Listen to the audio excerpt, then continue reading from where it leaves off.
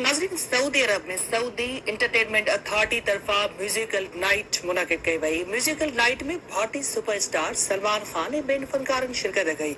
वधीक तफ़सील लाइ ॾिसूं था जावेद राहू जी हीअ रिपोर्ट।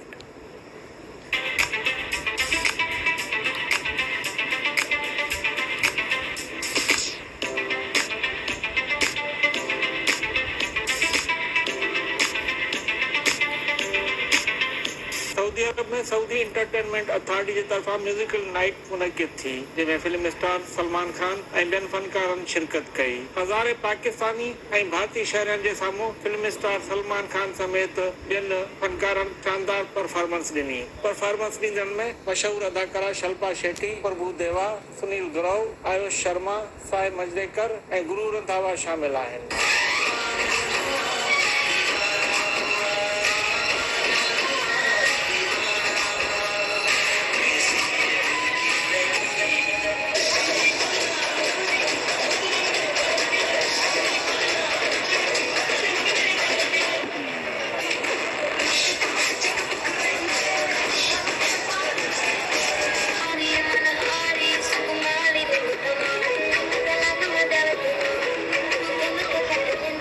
नाले वारे कॉमेडियन सुनील गुरूर प्रोग्राम में शिरकत कंदड़नि खे खिलायो।